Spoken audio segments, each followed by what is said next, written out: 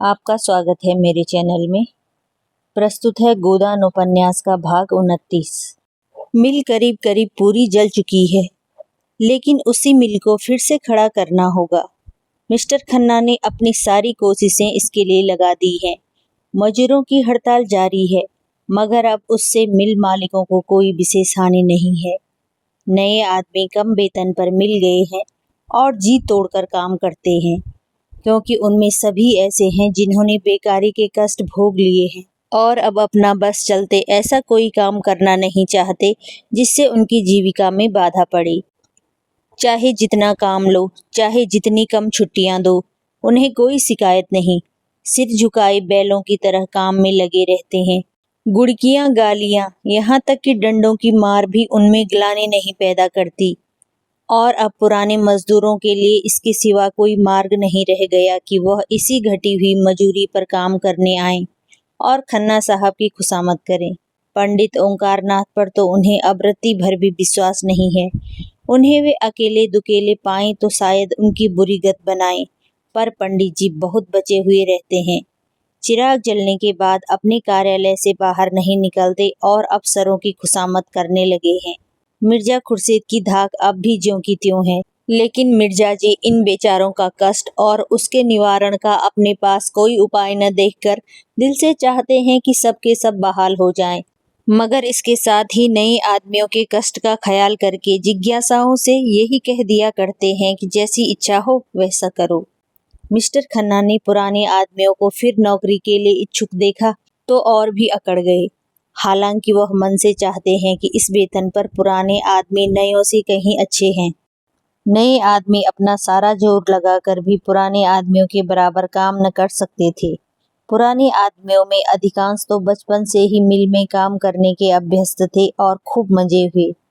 नए आदमियों में अधिकतर देहातों के दुखी किसान थे, जिन्हें खुली हवा और मैदान में पुराने जमाने के लकड़ी के औजारों से काम करने की आदत थी। मिल के अंदर उनका दम घुटता था और मशीनरी के तेज चलने वाले पुर्जों से उन्हें भय लगता था। आखिर जब पुराने आदमी खूब परास्त हो गए, तब खन्ना उन्हें बहाल करने पर राजी हुए, मगर नए आदमी इससे कम वेतन पर काम करने के लिए तैयार थे।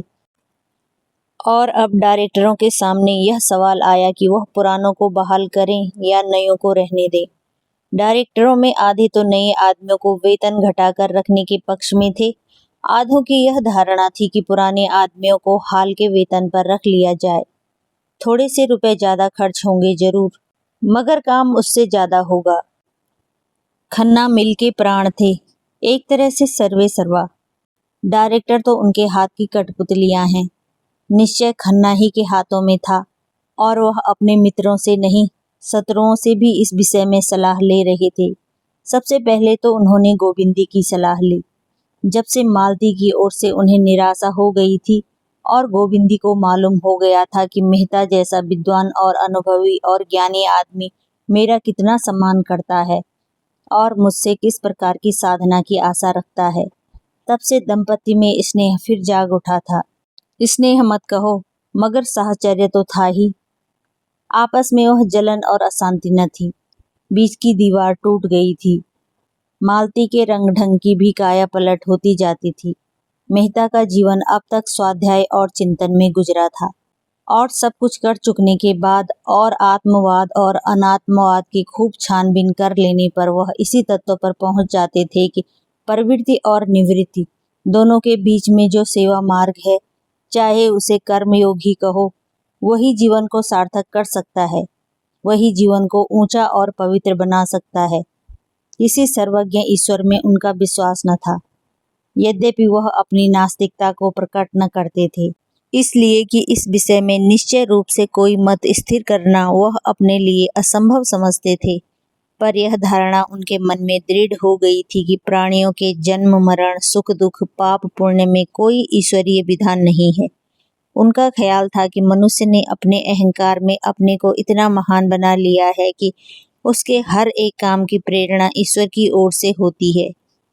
इसी तरह टिड्डियां भी ईश्वर को उत्तरदायी ठहराती होंगी, जो अपने मार्ग में समुद्र आ जाने पर अरबों की संख्या में नष्ट हो जाती हैं।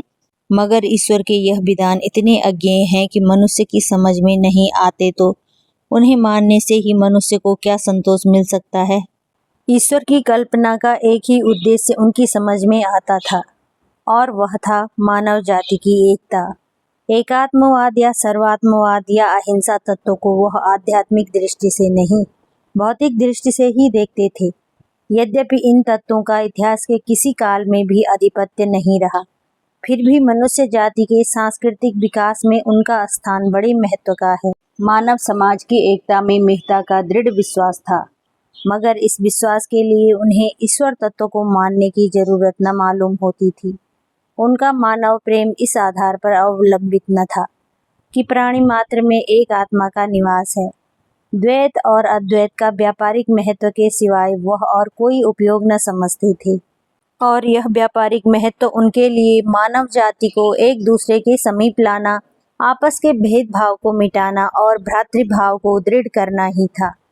एकता, यह अभिन्नता उनकी आत्मा में इस तरह जग गई थी कि उनके लिए किसी आध्यात्मिक आधार की सृष्टि उनकी दृष्टि में व्यर्थ थी, और एक बार इस तत्व को पाकर वह शांत न बैठ सकते थे। स्वार्थ से अलग अधिक से अधिक काम करना उनके लिए आवश्यक हो गया था। इसके बगैर उनका चित्त शांत न हो सकता था। यश, लोभ या कर्तव्य पालन के भाव उनके मन में आते ही न थे। इनकी तुच्छता ही उन्हें इनसे बचाने के लिए काफी थी। सेवा ही अब उनका स्वार्थ होती जाती थी, और उनकी इस उदार वृत्ति का असर अज्ञात रूप से मालती पर भी पड़ता था। अब तक जितने मर्द उसे मिले, सभी ने उसकी विलास वृत्ति को ही उकसाया। उसकी त्याग वृत्ति दिन दिन क्षीण होती जाती थी, पर मेहता के संसर्ग में आकर उसकी त्याग भावना सजग हो उठी थी। सभी मनस्वी प्राणियों में यह भावना छिपी रहती है और प्रकाश पाकर चमक उठती है। आदमी अगर धन या नाम के पीछे पड़ा है, तो समझ लो कि अभी तक वह किसी परिष्कृत आत्मा के संपर्क में नहीं आया। मालती अब अक्सर गरीबों के घर बिना फीस लिए ही मरीजों को देखने चली जाती थी। मरीजों के साथ उसके व्यवहार में मृदुता आ गई थी।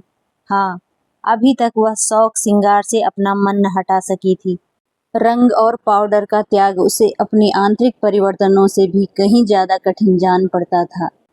इधर कभी कभी दोनों देहातों की ओर चले जाते थे और किसानों के साथ 2-4 घंटे रहकर उनके झोपड़ों में रात काट कर और उन्हीं का सब भोजन करके अपने को धन्य समझते थे।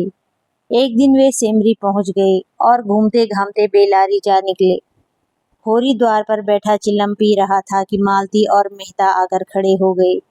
मेहता ने होरी को देखते ही पहचान लिया और बोला, यही तुम्हारा गांव है? याद है हम लोग राय साहब के यहाँ आए थे और तुम धनुष यज्ञ की लीला में माली बने थे। होरी की स्मृति जाग उठी, पहचाना और पटेश्वरी के घर की ओर कुर्सियां लाने चला। मेहता ने कहा, कुर्सियों का कोई काम नहीं, हम लोग इसी खाट पर बैठ जाते हैं। यहाँ कुर्सी पर बैठने नहीं, तुमसे कुछ सीखने आए हैं। दोनों खाट पर बैठे। होरी हतबुद्धि सा खड़ा था। इन दोनों की क्या खातिर करे? बड़े बड़े आदमी हैं, उनकी खातिर करने लायक उसके पास है ही क्या? आखिर उसने पूछा, पानी लाऊं? मेहता ने कहा, हाँ, प्यास तो लगी है। कुछ मीठा भी लेता आऊं? लाओ अगर घर में हो। होरी घर में मीठा और पानी लेने गया। तब तक गांव के बालकों ने आकर इन दोनों आदमियों को घेर लिया और लगे निहारने, मानो चिड़ियाघर के अनोखे जंतु आ गए हो। सिल्लो बच्चे को लिए किसी काम से चली जा रही थी। इन दोनों आदमियों को देखकर कुतूहलवश ठिठक गई। मालती ने आकर उसके बच्चे को गोद में ले लिया और प्यार करती हुई बोली, कितने दिनों का है? सिल्लो को ठीक मालूम न था। एक दूसरी औरत ने बताया, कोई साल भर का होगा। क्यों री? सिल्लो ने समर्थन किया। मालती ने विनोद किया, प्यारा बच्चा है, इसे हमें दे दो। सिल्लो ने गर्व से फूलकर कहा, आप ही का तो है, तो मैं इसे ले जाऊं? ले जाइए, आपके साथ रहकर आदमी हो जाएगा। गांव की और महिलाएं आ गईं और मालती को होरी के घर ले गईं। यहाँ मर्दों के सामने मालती से वार्तालाप करने का अवसर उन्हें न मिलता। मालती ने देखा, खाट बिछी है, उस पर एक दरी पड़ी हुई है जो पटेश्वरी के घर से मांगे आई थी। मालती जाकर बैठी। संतान रक्षा और शिशु पालन की बातें होने लगी। औरतें मन लगाकर सुनती रहीं। धनिया ने कहा, यहाँ यह सब सफाई और संयम कैसे होगा सरकार? भोजन तक का ठिकाना तो है नहीं। मालती ने समझाया, सफाई में कुछ खर्च नहीं, केवल थोड़ी सी मेहनत और होशियारी से काम चल सकता है। दुलारी सहुआइन ने पूछा, यह सारी बातें तुम्हें कैसे मालूम हुई सरकार? आपका तो अभी ब्याह ही नहीं हुआ। मालती ने मुस्कुराकर पूछा, तुम्हें कैसे मालूम हुआ कि मेरा ब्याह नहीं हुआ है? सभी स्त्रियां मुंह फेरकर मुस्कुराईं। धनिया बोली, भला यह भी छिपा रहता है? मिस साहब, मुंह देखते ही पता चल जाता है। मालती ने झेंपते हुए कहा, इसलिए ब्याह नहीं किया कि आप लोगों की सेवा कैसे करती? सबने एक स्वर में कहा, धन्य हो सरकार, धन्य हो। सीलिया मालती के पांव दबाने लगी। सरकार कितनी दूर से आई हैं, थक गई होंगी। मालती ने पांव खींचकर कहा, नहीं नहीं, मैं थकी नहीं हूँ, मैं तो हवा गाड़ी पर आई हूँ। मैं चाहती हूँ आप लोग अपने बच्चे लाएं तो मैं उन्हें देखकर आप लोगों को बताऊं कि आप इन्हें कैसे तंदुरुस्त और निरोग रख सकती हैं। जरा देर में 20-25 बच्चे आ गए। मालती उनकी परीक्षा करने लगी। कई बच्चों की आंखें उठी थी, उनकी आंखों में दवा डाली। अधिकतर बच्चे दुर्बल थे। इसका कारण था माता पिता को भोजन अच्छा न मिलना। मालती को यह जानकर आश्चर्य हुआ कि बहुत कम घरों में दूध होता था, घी के तो सालों दर्शन ही नहीं होते। मालती ने यहाँ भी उन्हें भोजन करने का महत्व समझाया, जैसा वह सभी गांवों में किया करती थी। उसका जी इसलिए जलता था कि ये लोग अच्छा भोजन क्यों नहीं करते। उसे ग्रामीणों पर क्रोध आ रहा था। क्या तुम्हारा जन्म इसलिए हुआ कि तुम मर मर कर कमाओ और जो कुछ पैदा हो उसे खा न सको? जहाँ 2-4 बैलों के लिए भोजन है, 1-2 गाय भैंसों के लिए चारा नहीं है? क्यों ये लोग भोजन को जीवन की मुख्य वस्तु न समझकर उसे केवल प्राण रक्षा की वस्तु समझते हैं? क्यों सरकार से नहीं कहते कि नाम मात्र के ब्याज पर रुपए देकर उन्हें सूदखोर महाजनों के पंजे से बचाए? उसने जिस किसी से पूछा, यही मालूम हुआ कि उनकी कमाई का बड़ा भाग महाजनों का कर्ज चुकाने में खर्च हो जाता है। बंटवारे का मरज भी बढ़ता जाता था। आपस में इतना बेमनस्य था कि शायद ही कोई 2 भाई एक साथ रहते हैं। उनकी इस दुर्दशा का कारण बहुत कुछ उनकी संकीर्णता और स्वार्थपरता थी। मालती इन्हीं विषयों पर महिलाओं से बातें करती रही। उनकी श्रद्धा देख देख कर उसके मन में सेवा की प्रेरणा और भी प्रबल हो रही थी। इस त्यागमय जीवन के सामने वह विलासी जीवन कितना तुच्छ और बनावटी था। आज उसके वह रेशमी कपड़े जिस पर जरी का काम था और वह गंध से महकता हुआ शरीर और पाउडर से अलंकृत मुखमंडल उसे लज्जित करने लगा। उसकी कलाई पर बंधी सोने की घड़ी जैसे अपने अपलक नेत्रों से उसे घूर रही थी। उसके गले में चमकता हुआ जड़ाऊ नेकलेस मानो गला घोंट रहा था। इन त्याग और श्रद्धा की देवियों के सामने वह अपनी दृष्टि में नीची लग रही थी। वह इन ग्रामीणों से बहुत सी बातें ज्यादा जानती थी, समय की गति ज्यादा पहचानती थी। लेकिन जिन परिस्थितियों में एक गरीबी ने जीवन को सार्थक कर रही है, उसमें क्या वह एक दिन भी रह सकती है? जिनमें अहंकार का नाम नहीं, दिन भर काम करती हैं, उपवास करती हैं, रोती हैं, फिर भी इतनी प्रसन्न मुख। दूसरे उनके लिए इतने अपने हो गए कि अपना अस्तित्व ही नहीं रहा। उनका अपनापन अपने लड़कों में, अपने पति में, अपने संबंधियों में है। इस भावना की रक्षा करते हुए इसी भावना का क्षेत्र और बढ़ाकर भावी नारीत्व का आदर्श निर्माण होगा। जागृत देवियों में इनकी जगह आत्मसेवन का जो भाव आ बैठा है, सब कुछ अपने लिए, अपने भोग विलास के लिए, उससे तो यह सुसुप्तावस्था ही अच्छी। पुरुष निर्दयी है, माना, लेकिन है तो इन्हीं माताओं का बेटा। क्यों माता ने पुत्रों को ऐसी शिक्षा नहीं दी कि वह माता स्त्री जाति की पूजा करता? इसलिए कि माता को यह शिक्षा देनी नहीं आती? इसलिए कि उसने अपने को इतना मिटाया कि उसका रूप ही बिगड़ गया, उसका व्यक्तित्व ही नष्ट हो गया? नहीं, अपने को मिटाने से काम न चलेगा। नारी को समाज कल्याण के लिए अपने अधिकारों की रक्षा करनी पड़ेगी, उसी तरह जैसे इन किसानों को अपनी रक्षा के लिए देवत्व का कुछ त्याग करना पड़ेगा। संध्या हो गई थी। मालती को औरतें अब तक घेरी हुई थी। उसकी बातों से जैसे उन्हें तृप्ति न होती थी। कई औरतों ने उससे रात को वहीं रहने का आग्रह किया। मालती को भी उनका सरल स्नेह ऐसा प्यारा लगा कि उसने उनका निमंत्रण स्वीकार कर लिया। रात को औरतें उसे अपना गाना सुनाएंगी। मालती ने भी प्रत्येक घर में जा जाकर उसकी दशा से परिचय प्राप्त करने में अपने समय का सदुपयोग किया। उसकी निष्कपट सद्भावना और सहानुभूति उन गंवारिनों के लिए देवी के वरदान से कम न थी। उधर मेहता साहब खाट पर आसन जमाए किसानों की कुश्ती देख रहे थे और पछता रहे थे। मिर्जा जी को क्यों न साथ ले लिया, नहीं उनका भी एक जोड़ हो जाता। उन्हें आश्चर्य हो रहा था, ऐसे प्रौढ़ और निरीह बालकों के साथ शिक्षित कहलाने वाले लोग कैसे निर्दयी हो जाते हैं। अज्ञान की भांति ज्ञान कभी सरल, निष्कपट और सुनहले स्वप्न देखने वाला होता है। मानवता में उसका विश्वास इतना दृढ़, इतना सजीव होता है कि वह इसके विरुद्ध व्यवहार को अमानुषीय समझने लगता है। वह यह भूल जाता है कि भेड़ियों ने भेड़ों की निरीहता का जवाब सदैव पंजे और दांतों से दिया है। वह अपना एक आदर्श संसार बनाकर उसको आदर्श मानवता से आबाद करता है और उसी में मग्न रहता है। यथार्थता कितनी अगम्य, कितनी दुर्बोध, कितनी अप्राकृतिक है, उसकी ओर विचार करना उसके लिए मुश्किल हो जाता है। मेहता जी इस समय इन गंवारों के बीच में बैठे हुए इसी प्रश्न को हल कर रहे थे कि इनकी दशा इतनी दयनीय क्यों है। वह इस सत्य से आंखें मिलाने का साहस न कर सकते थे कि इनका देवत्व ही इनकी दुर्दशा का कारण है। काश ये आदमी ज्यादा और देवता कम होते तो यूं न ठुकराए जाते।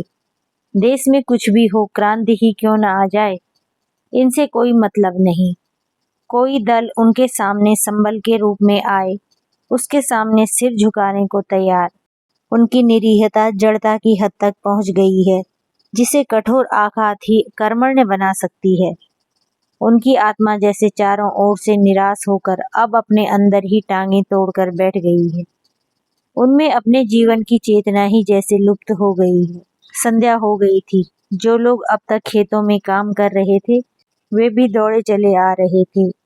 उसी समय मेहता ने मालती को गांव की कई औरतों के साथ इस तरह तल्लीन होकर एक बच्चे को गोद में लिए देखा, मानो वह भी उन्हीं में से एक है। मेहता का हृदय आनंद से गदगद हो उठा। मालती ने एक प्रकार से अपने को मेहता पर अर्पण कर दिया था। इस विषय में मेहता को अब कोई संदेह न था, मगर अभी तक उनके हृदय में मालती के प्रति वह उत्कट भावना जागृत न हुई थी, जिसके बिना विवाह का प्रस्ताव करना उनके लिए हास्यजनक था। मालती बिना बुलाए मेहमान की भांति उनके द्वार पर आकर खड़ी हो गई थी और मेहता ने उसका स्वागत किया था। इसमें प्रेम का भाव न था, केवल पुरुषत्व का भाव था। अगर मालती उन्हें इस योग्य समझती कि उन पर अपनी कृपा दृष्टि फेरे, तो मेहता उसकी इस कृपा को अस्वीकार न कर सकते थे। इसके साथ ही वह मालती को गोविंदी के रास्ते से हटा देना चाहते थे और वह जानते थे, मालती जब तक आगे अपना पांव न जमा लेगी, वह पिछला पांव न उखाड़ेगी। वह जानते थे मालती के साथ छल करके वह अपनी नीचता का परिचय दे रहे हैं। इसके लिए उनकी आत्मा बराबर उन्हें धिक्कारती रही थी, मगर ज्यों-ज्यों वह मालती को निकट से देखते, उनके मन में आकर्षण बढ़ता जाता था। रूप का आकर्षण तो उन पर कोई असर न कर सकता था, यह गुण का आकर्षण था। वह यह जानते थे, जिसे सच्चा प्रेम कह सकते हैं, केवल एक बंधन में बंध जाने के बाद ही पैदा हो सकता है। इसके पहले जो प्रेम होता है, वह तो रूप की आसक्ति मात्र है, जिसका कोई टिकाव नहीं। मगर इसके पहले यह निश्चय तो कर ही लेना था कि जो पत्थर साहचर्य के खराद पर चढ़ेगा, उसमें खरादे जाने की क्षमता है भी या नहीं। सभी पत्थर तो खराद पर चढ़कर सुंदर मूर्तियां नहीं बन जाते। इतने दिनों में मालती ने उनके हृदय के भिन्न भिन्न भागों में अपनी रश्मियां डाली थी, पर अभी तक वे केंद्रित होकर उस ज्वाला के रूप में न फूट पड़ी थी, जिससे उनका सारा अंतःस्थल प्रज्वलित हो जाता। आज मालती ने ग्रामीणों में मिलकर और सारे भेदभावों को मिटाकर इन रश्मियों को मानो केंद्रित कर दिया। और आज पहली बार मेहता को मालती में एकात्मकता का अनुभव हुआ। ज्यों ही मालती गांव का चक्कर लगाकर लौटी, उन्होंने उसे साथ लेकर नदी की ओर प्रस्थान किया। रात ही काटने का निश्चय हो गया। मालती का कलेजा आज न जाने क्यों धक धक करने लगा। मेहता के मुख पर आज उसे एक विचित्र ज्योति और इच्छा झलकती हुई नजर आई। नदी के किनारे चांदी का फर्श बिछा हुआ था और नदी रत्न जड़ित आभूषण पहने मीठे स्वरों में गाती, चांद और तारों की ओर सिर झुकाए नींद में मदमाते वृक्षों को अपना नृत्य दिखा रही थी। मेहता प्रकृति की उस मादक शोभा से जैसे मस्त हो गए, जैसे उनका बालपन अपनी सारी किरणाओं के साथ लौट आया हो। बालू पर कई कुलाटे मारी, फिर दौड़े हुए नदी में जाकर घुटने तक पानी में खड़े हो गए। मालती ने कहा, पानी में न खड़े हों, कहीं ठंड न लग जाए। मेहता ने पानी उछाल कर कहा, मेरा तो जी चाहता है नदी के उस पार तैर कर चला जाऊं। नहीं नहीं, पानी से निकल आओ, मैं न जाने दूंगी। तुम मेरे साथ न चलोगी उस सोनी बस्ती में जहां स्वप्नों का राज्य है? मुझे तो तैरना नहीं आता। अच्छा, आओ एक नाव बनाएं और उस पर बैठकर चलें। वह बाहर निकल आए।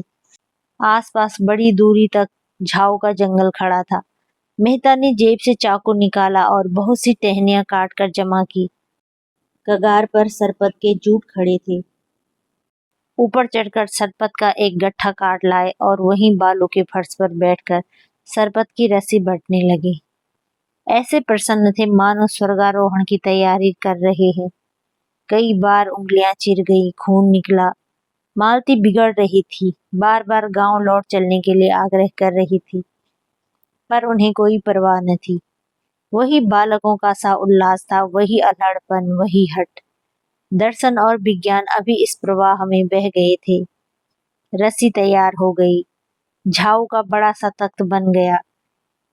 टहनियां दोनों सिरों पर रस्सी से जोड़ दी गई थी। उनके छिद्रों में झाऊ की टहनियां भर दी गई, जिससे पानी ऊपर न आए। नौका तैयार हो गई। रात और भी स्वप्निल हो गई थी। मेहता ने नौका को पानी में डालकर मालती का हाथ पकड़कर कहा, आओ बैठो। मालती ने सशंक होकर कहा, 2 आदमियों का बोझ संभाल लेगी? मेहता ने दार्शनिक मुस्कान के साथ कहा, जिस तरी पर बैठे हम लोग जीवन यात्रा कर रहे हैं, वह तो इससे कहीं निस्सार है मालती। क्या डर रही हो? डर किस बात का, जब तुम साथ हो? सच कहती हो? अब तक मैंने बगैर किसी की सहायता के बाधाओं को जीता है। अब तो तुम्हारे संग हूं। दोनों उस झाऊ के तख्ते पर बैठे और मेहता ने झाऊ के एक डंडे से ही उसे खेना शुरू किया। तख्ता डगमगाता हुआ पानी में चला।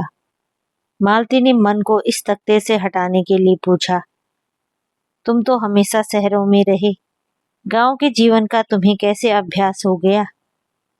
मैं तो ऐसा तख्ता कभी न बना सकती। मेहता ने उसे अनुरक्त नेत्रों से देखकर कहा, शायद यह मेरे पिछले जन्म का संस्कार है। प्रकृति से स्पर्श होते ही जैसे मुझ में एक नया जीवन सा आ जाता है, नस नस में फुर्ती आ जाती है। एक एक पक्षी, एक एक पशु जैसे मुझे आनंद का निमंत्रण देता हुआ जान पड़ता है, मानो भूले हुए सुखों की याद दिला रहा हो। यह आनंद मुझे और कहीं नहीं मिलता मालती, संगीत के रुलाने वाले स्वरों में भी नहीं, दर्शन की ऊंची उड़ानों में भी नहीं। जैसे अपने आप को पा जाता हूँ, जैसे पक्षी अपने घोंसले में आ जाए। तख्ता डगमगाता कभी तिरछा, कभी सीधा, कभी चक्कर खाता हुआ चला जा रहा था।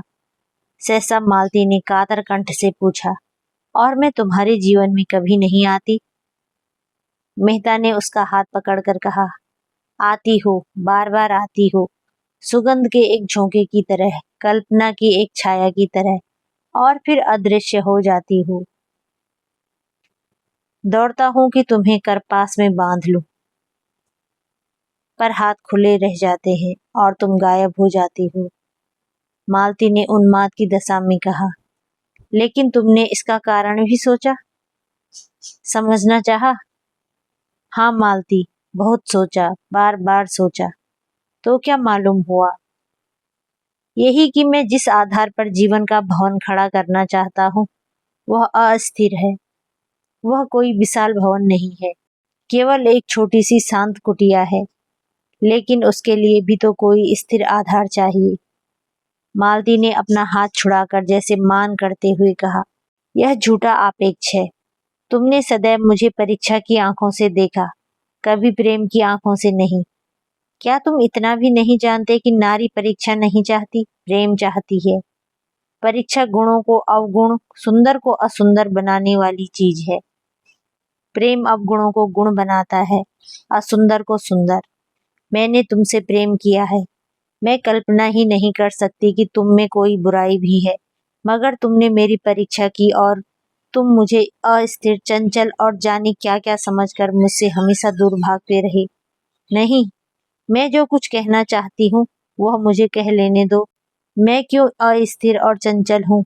इसलिए कि मुझे वह प्रेम नहीं मिला जो मुझे स्थिर और अचंचल बनाता। अगर तुमने मेरे सामने उसी तरह आत्मसमर्पण किया होता जैसे मैंने तुम्हारे सामने किया है, तो तुम आज मुझ पर यह अपेक्षा न रखते। मेहता ने मालती के मान पर आनंद उठाते हुए कहा, तुमने मेरी परीक्षा कभी नहीं की? सच कहती हो? कभी नहीं? तो तुमने गलती की। भावुकता में ना आओ मालती। प्रेम देने के पहले हम सब परीक्षा करते हैं और तुमने की, चाहे अप्रत्यक्ष रूप से ही की हो।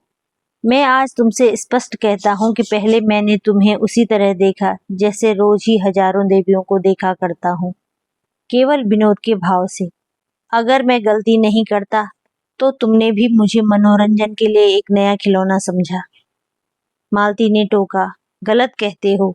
मैंने कभी तुम्हें इस नजर से नहीं देखा। मैंने पहले ही दिन तुम्हें अपना देव बनाकर अपना हृदय। मेहता बात काट कर बोले, फिर वही भावुकता। मुझे ऐसे महत्व के विषय में भावुकता पसंद नहीं। अगर तुमने पहले ही दिन से मुझे इस कृपा के योग्य समझा तो इसका कारण यही हो सकता है कि मैं रूप भरने में तुमसे ज्यादा कुशल हूँ। वरना जहाँ तक मैंने नारियों का स्वभाव देखा है, वह प्रेम के विषय में काफी छानबीन करती हैं। पहले भी तो स्वयंवरों से पुरुषों की परीक्षा होती थी। वह मनोवृत्ति अब भी मौजूद है, चाहे उसका रूप कुछ बदल गया हो। मैंने तब से बराबर यही कोशिश की है कि अपने को संपूर्ण रूप से तुम्हारे सामने रख दूं और उसके साथ ही तुम्हारी आत्मा तक भी पहुंच जाऊं। और मैं ज्यों-ज्यों तुम्हारे अंतःस्थल की गहराई में उतरा हूं, मुझे रत्न मिले हैं। मैं विनोद के लिए आया और आज उपासक बना हुआ हूँ। तुमने मेरे भीतर क्या पाया, यह मुझे मालूम नहीं। नदी का दूसरा किनारा आ गया। दोनों उतरकर उसी बालू के फर्श पर जा बैठे और मेहता फिर उसी प्रवाह में बोले, और आज मैं यहाँ वही पूछने के लिए तुम्हें लाया हूँ। मालती ने कांपते हुए स्वर में कहा, क्या अभी तुम्हें मुझसे यह पूछने की जरूरत बाकी है? हाँ, इसलिए कि मैं आज तुम्हें अपना वह रूप दिखाऊंगा जो शायद अभी तक तुमने नहीं देखा और जिसे मैंने भी छिपाया है। अच्छा, मान लो मैं तुमसे विवाह करके कल तुमसे बेवफाई करूं तो तुम मुझे क्या सजा दोगी? मालती ने उसकी ओर चकित होकर देखा। इसका आशय उसकी समझ में न आया। ऐसे प्रश्न क्यों करते हो? मेरे लिए यह बड़े महत्व की बात है। मैं इसकी संभावना नहीं समझती। संसार में कुछ भी असंभव नहीं है। बड़े से बड़ा महात्मा भी एक क्षण में पतित हो सकता है। मैं उसका कारण खोजूंगी और उसे दूर करूंगी। मान लो मेरी आदत न छूटे, फिर मैं नहीं कह सकती क्या करूंगी। शायद विष खाकर सो रहूं।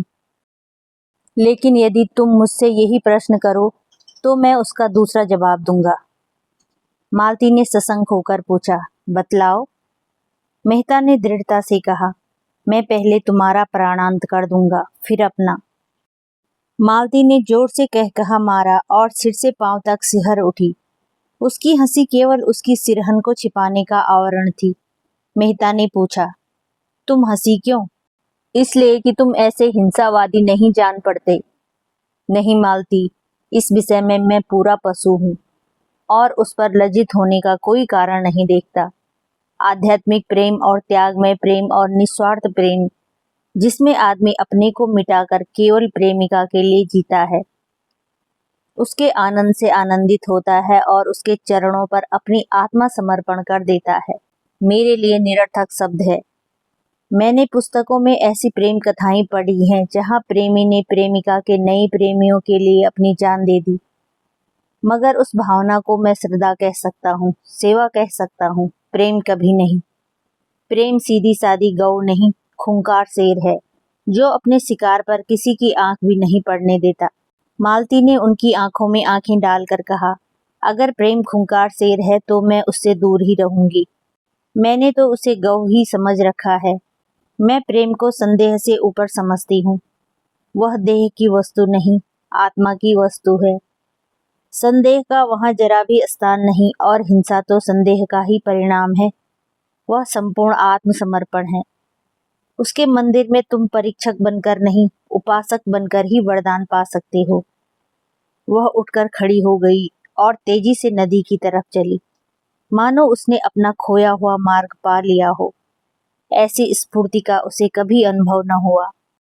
उसने स्वतंत्र जीवन में एक दुर्बलता पाई थी जो उसे सदैव आंदोलित करती रहती थी, सदैव अस्थिर रखती थी।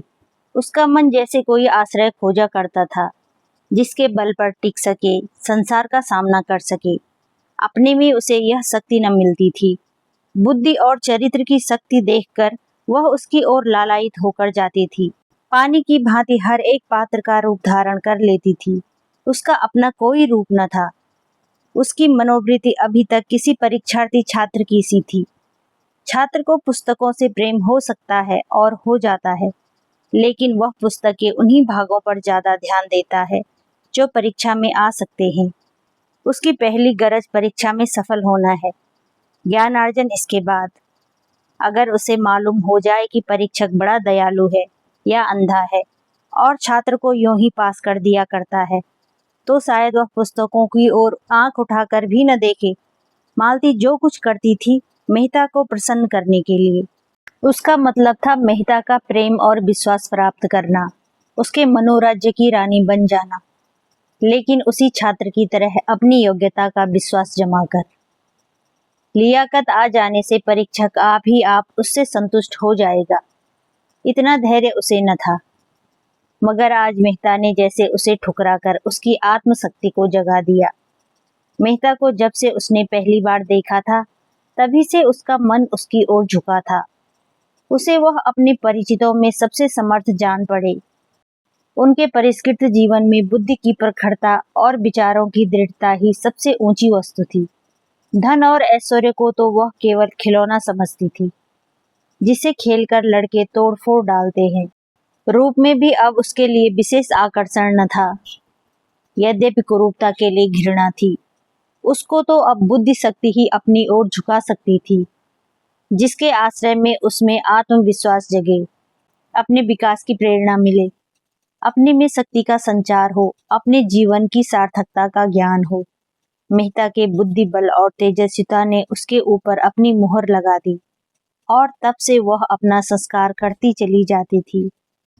जिस प्रेरक शक्ति की उसे जरूरत थी वह मिल गई थी और अज्ञात रूप से उसे गति और शक्ति दे रही थी। जीवन का नया आदर्श जो उसके सामने आ गया था, वह अपने को उसके समीप पहुंचाने की चेष्टा करती हुई और सफलता का अनुभव करती हुई उस दिन की कल्पना कर रही थी जब वह और मेहता एकात्मक हो जाएंगे, और यह कल्पना उसे और भी दृढ़ और निष्ठ बना रही थी। मगर आज जब मेहता ने उसकी आशाओं को द्वार तक लाकर प्रेम का वह आदर्श उसके सामने रखा, जिसमें प्रेम को आत्मा और समर्पण के क्षेत्र से गिराकर भौतिक धरातल तक पहुंचा दिया गया था, जहाँ संदेह, ईर्ष्या और भोग का राज्य है, तब उसकी परिष्कृत बुद्धि आहत हो उठी और मेहता से जो उसे श्रद्धा थी उसे एक धक्का सा लगा, मानो कोई शिष्य अपने गुरु को नीच कर्म करते देख ले। उसने देखा मेहता की बुद्धि प्रखरता प्रेमत्व की पशुता की ओर खींचे लिए जाती है और उसके देवत्व की ओर से आंखें बंद किए लेती है, और यह देखकर उसका दिल बैठ गया। मेहता ने कुछ लज्जित होकर कहा, आओ कुछ देर और बैठें। मालती बोली, नहीं, अब लौटना चाहिए, देर हो रही है। 29वां भाग यहीं पर समाप्त होता है। फिर मिलते हैं 30वें भाग में।